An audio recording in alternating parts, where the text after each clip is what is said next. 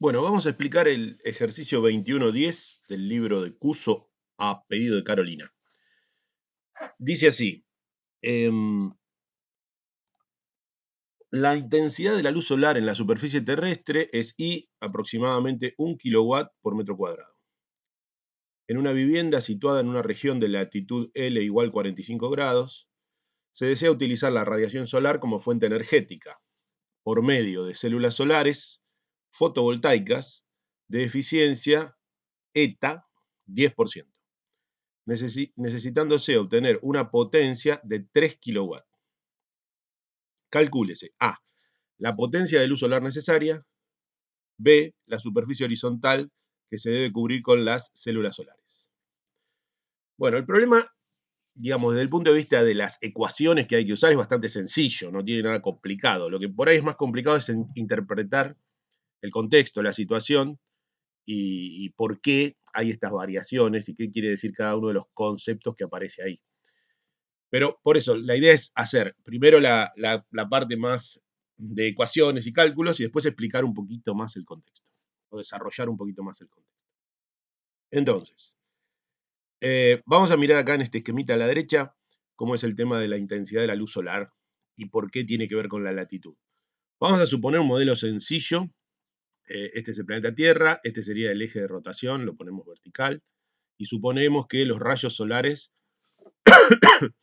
vienen paralelos al ecuador. O sea, en el ecuador llegan bien perpendiculares a la superficie terrestre, y bueno, a medida que te acercas a los polos, llegan cada vez más inclinados, ¿no?, respecto de la superficie terrestre, como se ve en este esquemita. Pero vamos a suponer, este dato que me dan, 1 kilowatt metro cuadrado, corresponde al ecuador, o sea, si los rayos llegan perfectamente perpendiculares al horizonte, paralelos al ecuador, ¿no? En ese caso, la intensidad recibida es de 1 kilowatt metro cuadrado. Ahora, la intensidad, si vamos al libro de Cuso, está definido en el 21.8, que la intensidad es energía por unidad de tiempo, que es potencia, por unidad de superficie perpendicular. Esto es lo que se define como intensidad. En fórmula sería la potencia dividido el área, o superficie perpendicular.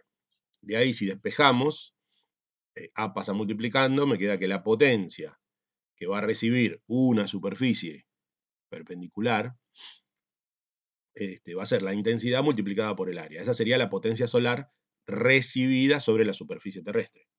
¿De acuerdo? Acuérdense que la potencia es energía sobre tiempo, como decíamos acá, y se mide en joule sobre segundo, o sea, en watt. Entonces, el dato que me está dando, 1 kilowatt por metro cuadrado, sería para una superficie perpendicular a la dirección de incidencia solar de 1 metro cuadrado, yo estaría recibiendo 1 kilowatt, o sea, 1000 watts. Eso es más o menos en promedio lo que se recibe de irradiación solar. Después eso depende de muchas otras cosas que ahora las vamos a ver, ¿no?, como la latitud, la fecha, las estaciones, etc. Pero vamos a suponer este modelo más sencillito para iniciar. Después hay otro tema. Dice, bueno, de esa energía que recibo, las celdas fotovoltaicas tienen una eficiencia del 10%. ¿Qué quiere decir eso? Que cada 1000 watts solo aprovechan 100. ¿Se entiende? O sea, muy baja eficiencia. Un 10% de eficiencia quiere decir que pierde el 90%, se pierde en el mecanismo de absorción de energía. Podría ser un, no sé, un dispositivo que transforme energía solar como acá, en energía eléctrica. Bueno, mucho de la energía solar se gasta calentando el equipamiento, se refleja, en fin, no se absorbe la totalidad de la energía. Entonces ahí aparece otro concepto, que es el de eficiencia. El concepto de eficiencia en general de un sistema, de un dispositivo, de un proceso, es el beneficio que se obtiene en relación al costo, ¿no? En este caso sería la potencia útil que puedo sacar de la celda fotovoltaica comparada con la potencia solar. En este caso sería 10 sobre 100, ¿no? 10 sobre 100 me da 0,1. El numerito de la eficiencia expresado como un coeficiente es 0,1. Serían 10 útiles sobre 100 que llegan, ¿no?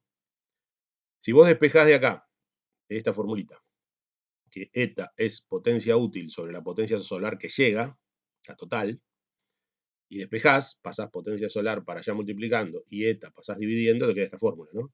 Potencia solar será potencia útil dividido eta.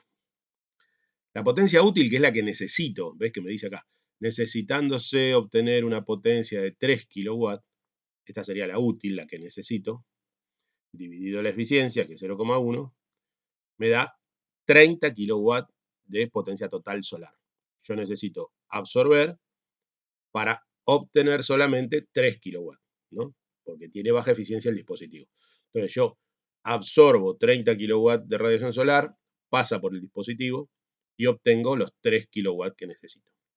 Así que la pregunta A, ¿qué potencia de luz solar es necesaria?, está respondida acá. La potencia solar necesaria son 30 kilowatts, que coincide con la solución que proponen ellos. Ahora la segunda parte. ¿Qué superficie horizontal se debe cubrir con las células solares? Superficie sobre la Tierra, ¿no? Pero acá aparece el problema de la latitud. Si yo estuviera en el Ecuador, acá, directamente, es una cosa. Pero serían, bueno, ahora vamos a ver, serían 30 metros, ahora lo vamos a ver. Pero si estoy a otra latitud, es otra el área. Entonces ahí aparece el tema de la latitud, que es la otra discusión. Parte B. Entonces, vamos primero como si estuviéramos en el Ecuador. Entonces dice, ¿qué área horizontal se necesita para obtener estos 30 kilowatts si estamos en el Ecuador? Vamos a suponer a una latitud 0, que el dibujito sería esto, ¿no? Estoy acá, o estoy acá. No hay inclinación respecto del Ecuador.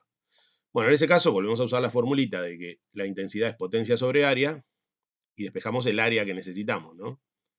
Despejo, el área que está dividiendo pasa multiplicando y el I pasa dividiendo. Entonces me queda que el área va a ser la potencia que yo necesito, que calculamos recién, 30 kilowatts, dividido la intensidad de la radiación solar. Sería 1 kilowatt metro cuadrado. Me queda 30 dividido 1, son 30 metros cuadrados. Entonces, si yo estuviera en el Ecuador, es muy simple, despejo de acá y necesitaría un panel solar de 30 metros cuadrados para obtener 30 kilowatts de potencia útil. ¿Ok? Esa sería la respuesta. Pero acá el problema es que me dice que hay una latitud de 45.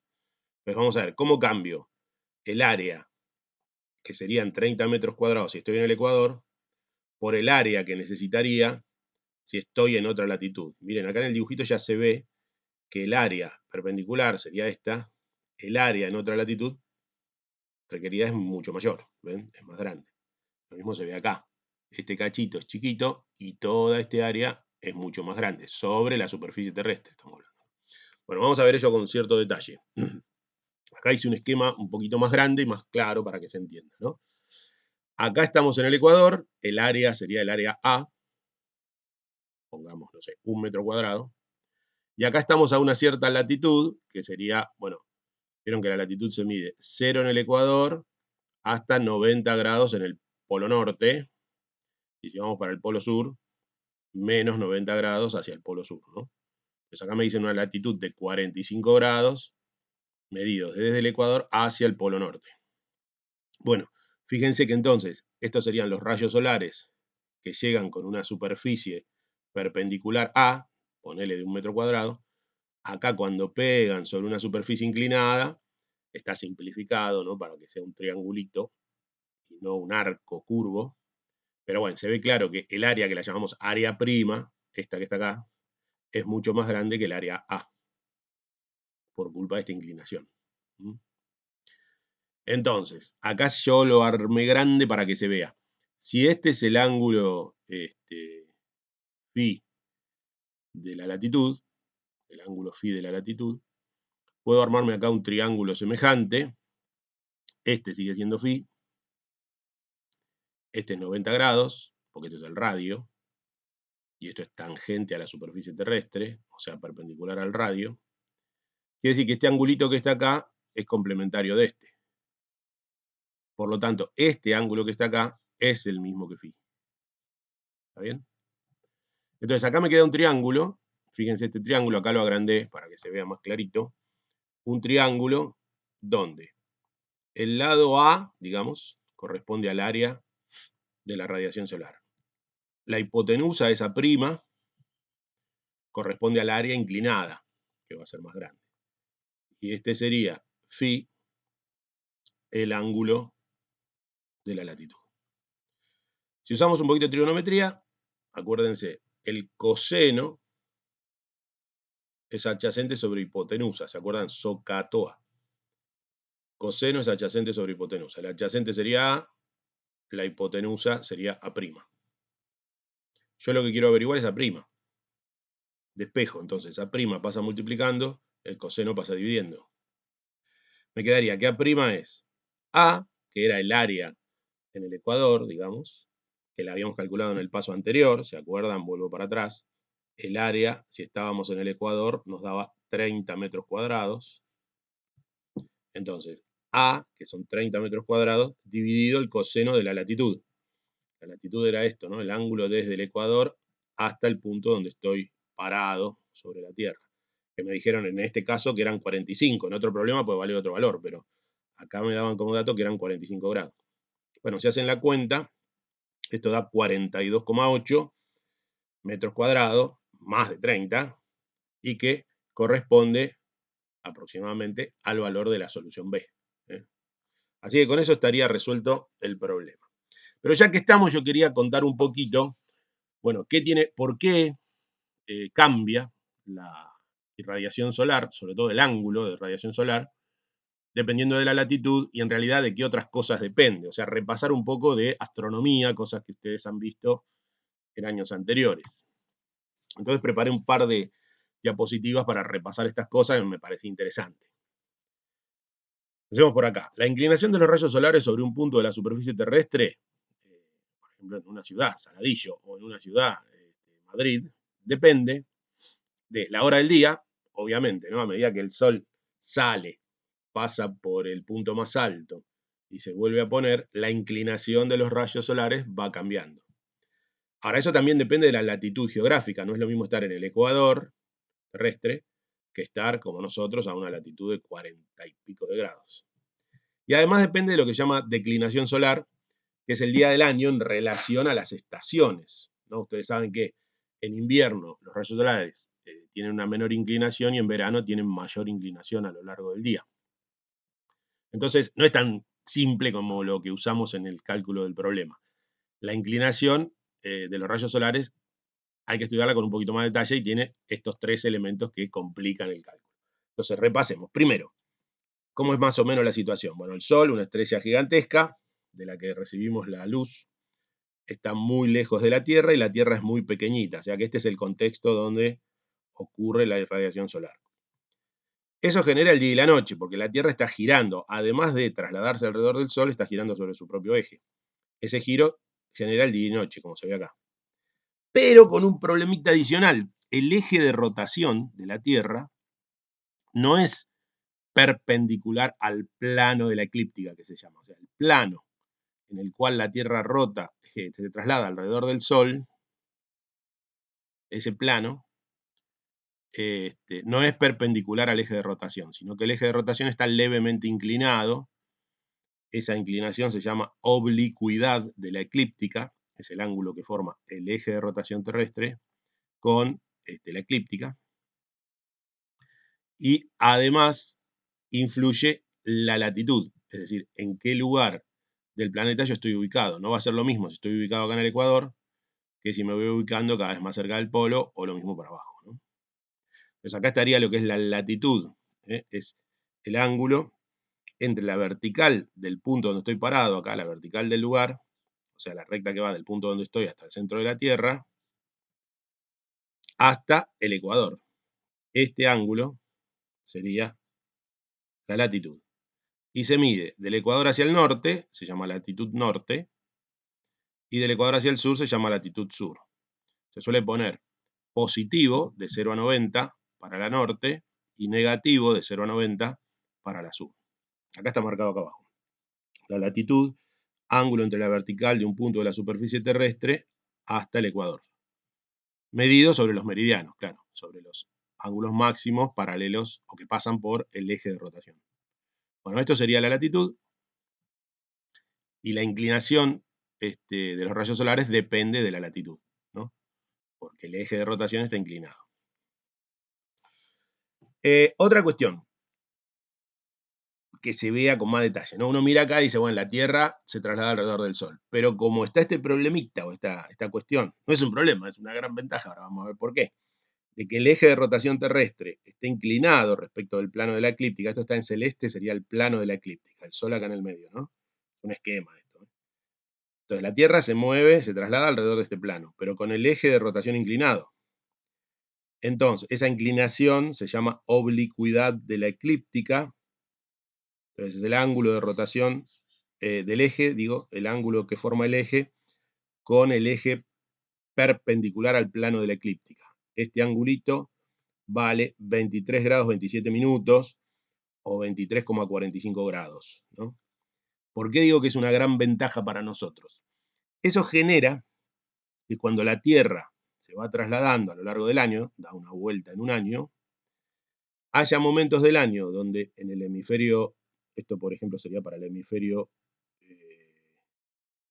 sur, claro, en el hemisferio sur, acá el Sol llega perpendicular y es verano en el sur, y esto es invierno en el norte, esto está marcado para el norte, ¿no? Solsticio de invierno en el norte, entonces tenés invierno en el norte, verano en el sur.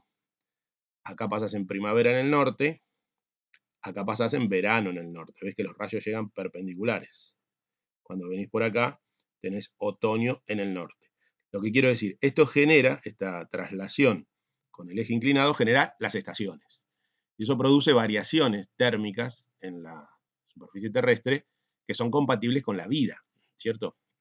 Todos los ciclos vitales tienen que ver con los cambios climáticos debidos a las estaciones. Bueno, y hay muy pocos planetas que tienen estas características de estar a una determinada distancia del Sol, con estas variaciones térmicas a lo largo del año, que son compatibles con la vida. En otros planetas o hay altísimas temperaturas o bajísimas temperaturas que no permiten o no son compatibles con la vida tal como la conocemos. Por eso digo que son datos o hechos fortuitos, pero compatibles con la vida. Maravillosos, digamos. Bueno, así que ahí está la otra complejidad de por qué cambia la inclinación de los rayos solares con respecto al año. Y acá hay un esquemita que resume un poco todo lo que estuvimos diciendo, ¿no? Acá estaría el ecuador, acá estaría el eje de rotación terrestre, este plano es el plano de la eclíptica, o sea, el plano, este que estaba marcado en celeste acá, en el cual el Sol, la Tierra traslada alrededor del Sol. Y entonces acá tenés esto que se llama la declinación, que es el ángulo que forma la recta Sol-Tierra con respecto al ecuador, ¿no? Entonces, a medida, fíjense, cuando voy girando, trasladando la Tierra alrededor, yo acá empiezo con un ángulo con respecto a la eclíptica para el norte, ¿no? De menos 23,5, acá pasa a 0, acá pasa a ser más 23,5, el angulito este, que se llama declinación, y acá vuelve a ser 0, ¿no? Entonces, este ángulo es la declinación y este ángulo es lo que dijimos antes, la latitud. Entonces, la inclinación solar en un punto determinado, por ejemplo A, depende de las dos cosas. Depende de la latitud, por supuesto, pero también depende de qué día del año es, o sea, cuál es la declinación. El ángulo total es la suma de los dos, la declinación y la latitud, que está marcado acá. Y eso va a depender de qué día del año, en qué punto de la vuelta completa esté ubicado. Y por otro lado, como decíamos, si es de día o de noche. Además de estar en cada punto, la Tierra rota sobre su eje y se hace de día y de noche. Así que además varía así. O sea que ese número que dijimos de intensidad de 1 kilowatt por metro cuadrado es un promedio tomado para una radiación solar que llegue perpendicular a un punto terrestre. Los cálculos de adecuación habrá que hacerlos, ya les digo, según la hora del día, la latitud geográfica y la declinación solar del día del año. Esto se hace, este tipo de cálculos detallados se hacen, por ejemplo, cuando uno tiene que instalar, vieron, paneles solares a gran escala o un panel solar en una casa para recibir radiación solar, etc. Depende de la latitud, ya les digo, la manera en que se instala. Bueno, y ya que estamos también con esto, acá sería como un resumen desde el punto de vista del lugar en la Tierra, cómo cambiaría la cosa, ¿no? En invierno, la radiación solar en un punto determinado llega con una muy baja inclinación, y acá está la suma de los ángulos que decíamos, la latitud y la declinación, y esta sería la forma, esta superficie, cómo habría que poner el panel solar para aprovechar lo máximo posible la radiación solar en invierno. Esto sería lo que pasa en el equinoccio, cómo llega la radiación al punto y cómo habría que poner la superficie. Y esto es lo que pasa en verano. Entonces ven que en verano los rayos llegan con mucha más perpendicularidad, digamos, hacia la superficie horizontal, y en invierno mucho más inclinados. Esto es como se vería desde el punto en el que estamos en tierra ubicados, ¿no? Y este es otro esquemita que se suele presentar, donde se pone a la Tierra en el centro. Ahora este eje no es la eclíptica, sino el ecuador,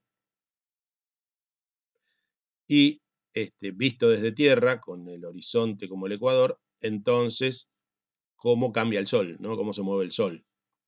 Esta es la eclíptica. En el polo norte, entonces, en verano, el sol llega a esta altura. Estos serían los equinoccios, y esto sería el solsticio de invierno. Es otro esquema que se suele usar, pero no poniendo la eclíptica horizontal, sino el ecuador horizontal. Bueno, y por último, nos preguntamos, está bien, los planetas giran alrededor del Sol, los planetas giran sobre sí mismos, pero nos podemos preguntar, para repasar un poquito de astronomía, ¿por qué? ¿Cómo nos explicamos, los humanos, los científicos, que los planetas giren alrededor del Sol y que giren sobre sí mismos? ¿Y cómo giran, no?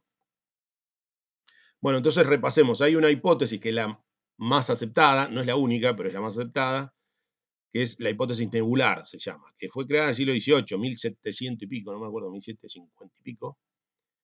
La inició Emanuel Swedenborg, después la mejoró Kant y la terminó de completar, digamos, para explicar una serie de fenómenos, Laplace.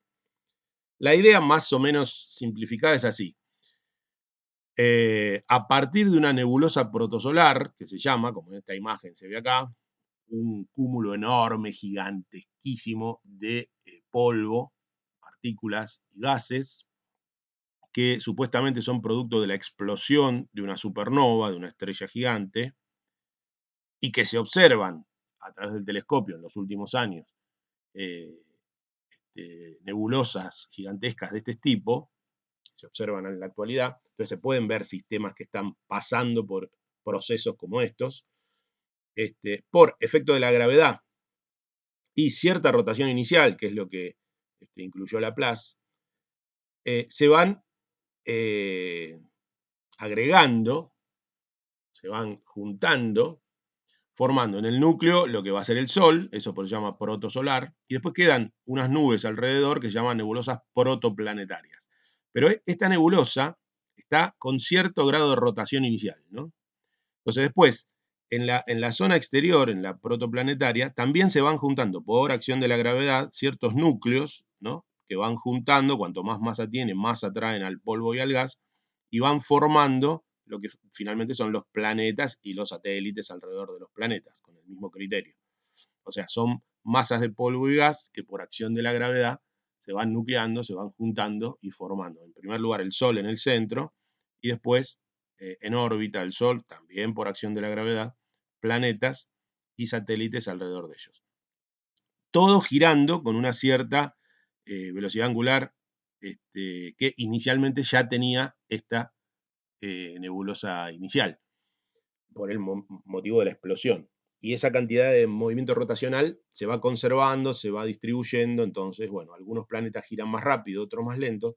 Y además, otra cuestión es, ¿por qué están inclinados los ejes de rotación? Hoy decíamos que la Tierra tiene una inclinación de 23,4 grados. ¿Por qué está inclinado? ¿Y todos los planetas están inclinados de la misma manera y rotan para el mismo lado? No. Si miramos acá un resumen de todos los planetas del sistema solar, vemos que estas flechitas amarillas indican el eje de rotación y para qué lado rotan, ¿no?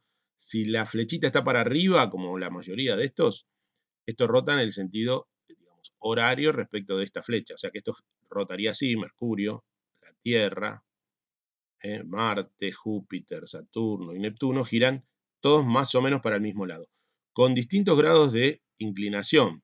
Fíjense, Mercurio no tiene inclinación respecto de la eclíptica. La Tierra tiene 23, Marte 25, Júpiter casi no tiene, 3,1, Saturno tiene 26 y Neptuno tiene 28. Hay dos casos rarísimos, fíjense. Venus, que rota para el otro lado, tiene el eje, pero rota en sentido contrario a como rota la Tierra o los demás planetas. Y Urano, que tiene el eje totalmente chingado, 97 grados.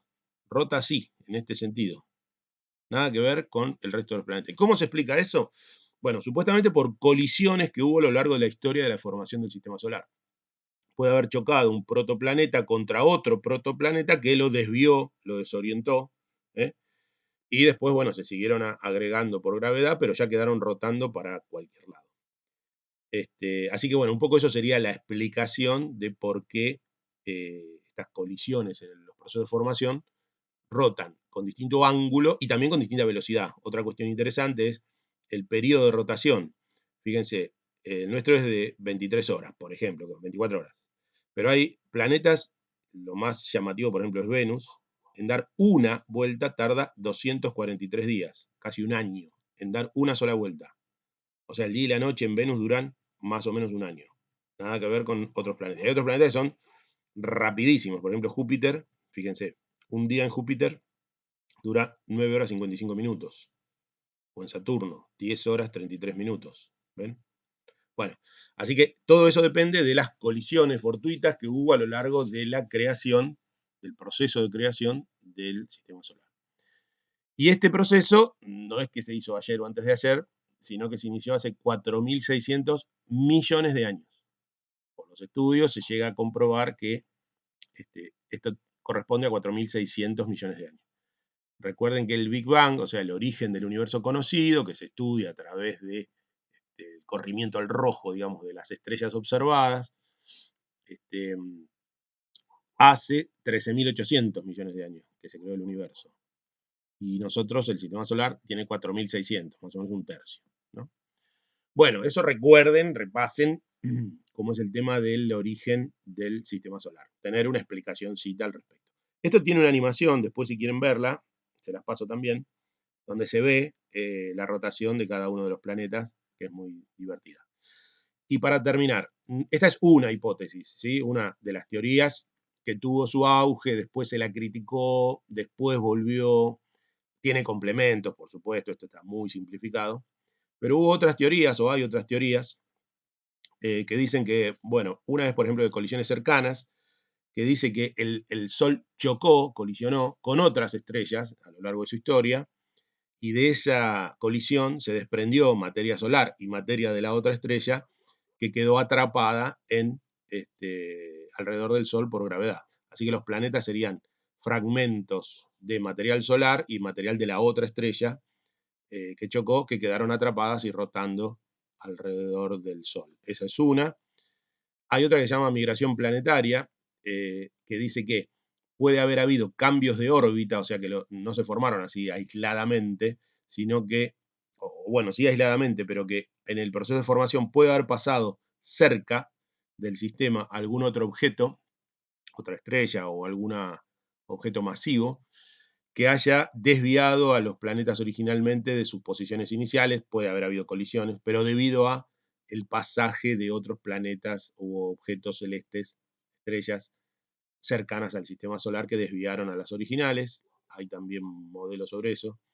Y una de las últimas es lo que se llama teoría de captura, que es sin necesidad de que haya habido una colisión, podría ser que al pasar una estrella cercana, parte del Sol, una parte, sea capturada, o sea, sea expulsada por el Sol, emitida por el Sol, y una vez que fue emitida es atrapada en órbita alrededor del Sol. O sea, como que pasa un objeto grande, digamos, succiona, digamos, atrae a cierta parte de la masa solar que se desprende y queda atrapada después en el sistema. Bueno, todas estas teorías tienen que ser corroboradas con los otros conocimientos científicos que hay, tanto de la datación, o sea, el tiempo, de la historia de cada uno de los planetas, del mismo Sol, los materiales que lo componen, las posibilidades a nivel de las fuerzas gravitatorias que tienen que haberse ejercido y de qué manera. Entonces se hacen modelos computacionales de cada uno de estas teorías para ver cuál funciona. Y hay una cierta, en la actualidad, por lo que leí, hay una cierta, digamos, tensión entre esa teoría de captura y la teoría o de la hipótesis nebular, que de todas maneras es la más arraigada. Bueno, quería aprovechar para contarles a partir del problema que preguntó Carolina de la intensidad de la luz solar, todas estas cositas de astronomía que nos vienen bien para repasar. Pero en síntesis, la pregunta A entonces son 30 kWh y la pregunta B, la cantidad de área que se necesitaría para obtener esa radiación es de 42,8 metros cuadrados. Bueno, espero que se haya entendido. Cualquier cosa, consulta.